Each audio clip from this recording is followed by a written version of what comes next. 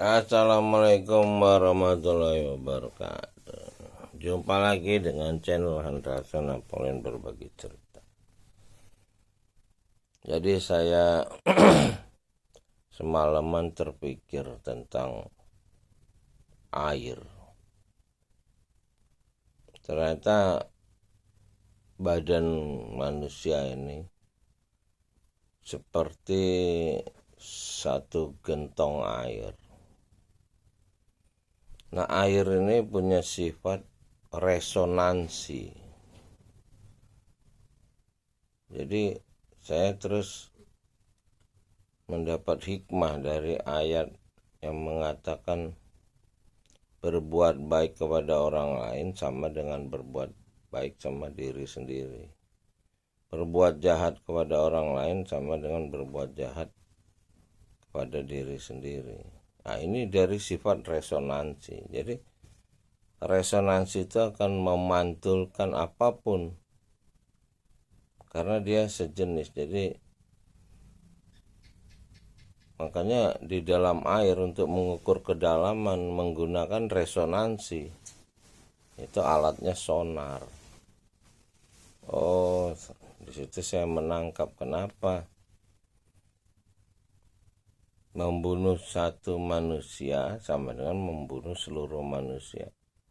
Melihara dan menghidupkan seorang manusia sama dengan menghidupkan seluruh manusia. Jadi memang sifat air ini bisa memantulkan resonansi. Jadi kalau kita mengatakan jelek sesuatu kepada orang lain, membuka aib orang lain, atau itu akan memantul pada diri kita sendiri. Makanya masuk membuka aib orang lain, tidak boleh membuka aib orang lain karena akan terbuka aib kita, bukan oleh pencipta yang membuka, tapi oleh sistem sunnatullah tadi, itu sistem yang udah sebab akibat.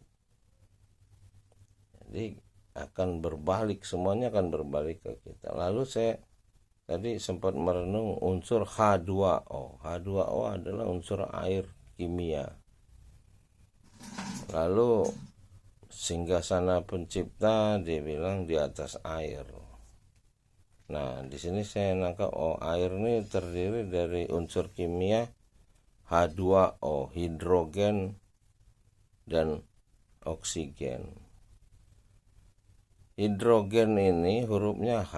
H ini kalau kita kaitkan dengan Quran, huruf yang pakai H itu dia. Sementara oksigen O ini sampai sekarang tak terdefinisi baik dalam angka maupun dalam huruf. Jadi O ini satu yang blank, kosong. Kita tidak mampu.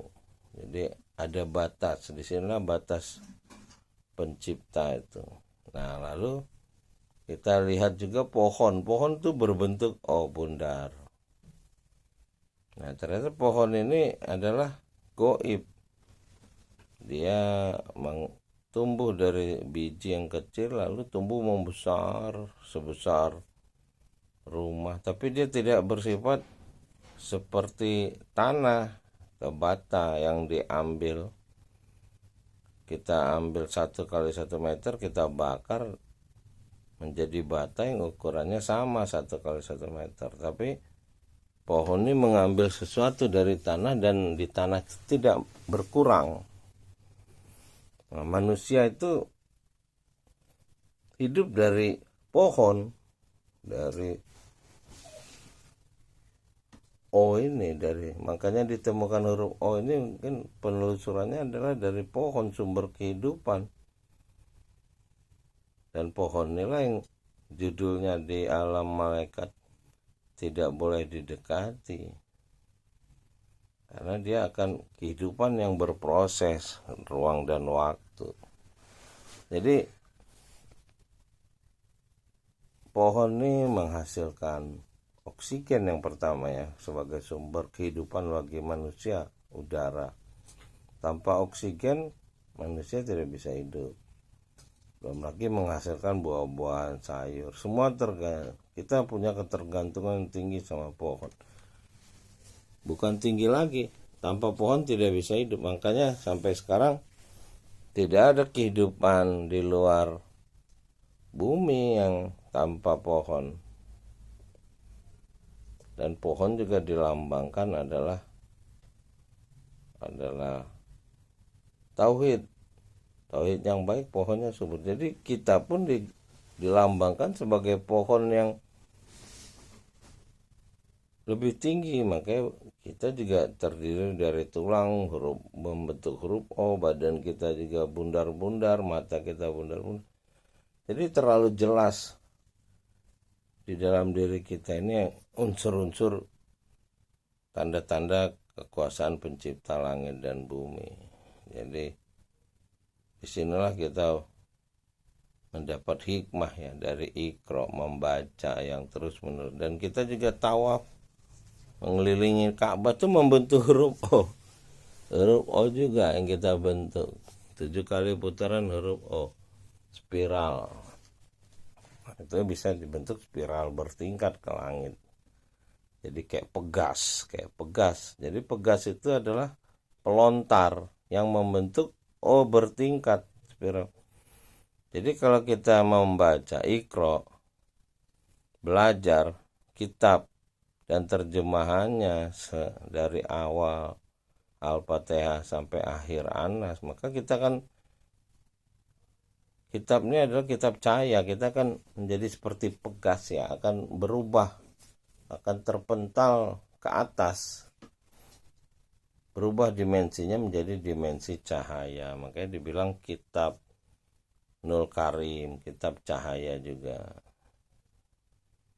Jadi terlalu banyak tanda-tanda setelah kita Iqra sebanyak 7 kali dan seterusnya sampai akhir hayat kita akan mendapat hikmah yang terus menerus tentang siapa diri kita, kemana kita akan pergi, dan siapa kita. Makanya terakhir kalau kita mengerti A'udzubirobbin nas, aku berlindung kepada Robbin nas, maka nas di sini adalah singgasana, karena manusia adalah air yang sudah Iqra, air yang sudah membaca. Makanya orang-orang tertentu bisa mengobati orang dengan air yang dia doakan.